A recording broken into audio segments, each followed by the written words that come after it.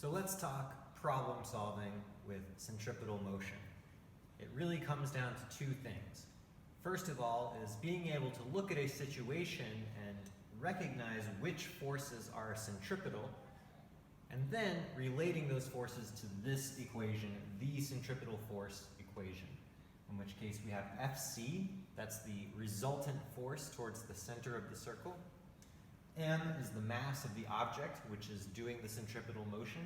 V, how fast is that object moving? And R is the radius of that circular path. So let's look at two examples. First of all, the simplest possible example. We have all of the information and we just need to plug in the numbers. So one example of centripetal motion, a ball tied to a string, and then we spin it in a circle. In this particular example, I have a ball with a mass of 0.86 kilograms, and it's moving with a speed of 8.0 meters per second, and it has a circular path with a radius of 0.35 meters, because it's tied to a string, which is 0.35 meters long. In this kind of situation, I just need to plug in all of my numbers. M, 0.86, V, 8.0, and don't forget that V is squared, divided by R, which is 0.35. You have all the numbers, you do your calculations, and when you crunch the numbers, you will find that you get a force of 160 newtons. Not 157 because of significant figures. Never forget significant figures. Every single number in this calculation has two significant figures, so I need to have an answer which also has two significant figures. If you plug it into your calculator, you'll get 157 point something. But to be correct, we need to use the correct number of significant figures, and we need to have a unit. So 160 newtons. Let's consider a more complicated situation. For instance, a car going over a curved hill. If this car is driving at a constant rate, that's an example of uniform circular motion, and you can do some calculations using the centripetal force equation. But the only catch is there's more than one force. In this case, weight, gravitational force, is pointing down towards the center of the circle, and the normal force, that reaction force, is pointing up, away from the center of the circle. So these two are in opposition to each other, and it's the resultant overall force between these two, which is your centripetal force. So another way to write that using the equation would be something like this. Centripetal force, which is equal to mv squared over r, for this particular problem, is going to be equal to weight, which is pointing towards the center of the circle, minus the normal force, which is pointing away from the center of the circle.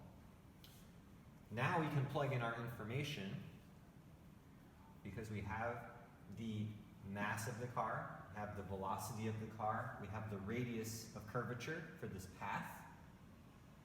We can figure out the centripetal force, we can figure out weight, and that will tell us how strong is the normal force in this scenario. If you've ever driven over a hill and experienced that sort of slight experience of weightlessness where you feel like you're lifting out of your seat a little bit as you start to go down the hill on the other side, it's because of this phenomenon.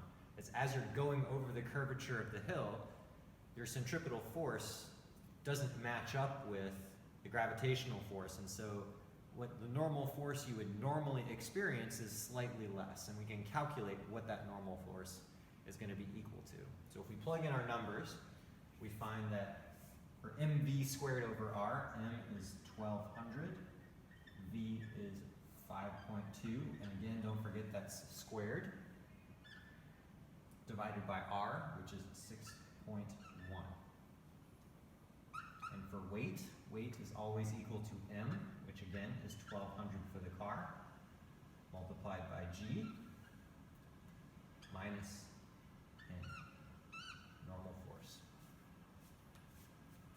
So now we bust out the calculator, and what I see is for the centripetal force on the left hand side, I have 1200 times 5.2 squared divided by 6.1.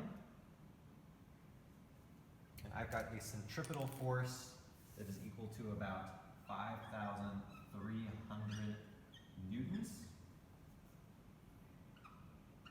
On the opposite side, I have weight force, 1,200 times G, so 1,200 times 9.8.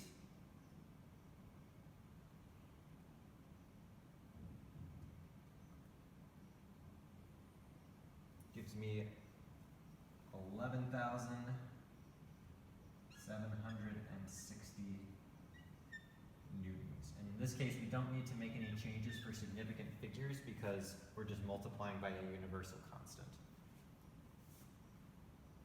minus normal force. So now,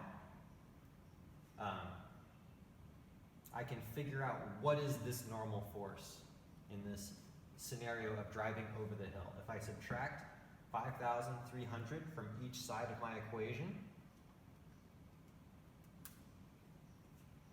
I will find that the 0 is equal to 6,460 minus the normal force. So clearly, as I'm going over the hill, the normal force being experienced by the car is only 6,460 newtons, which is much less than the weight. Almost half of that weight that you would normally experience is gone because of this traveling over the top of the hill. And that is going back to the idea of centripetal motion.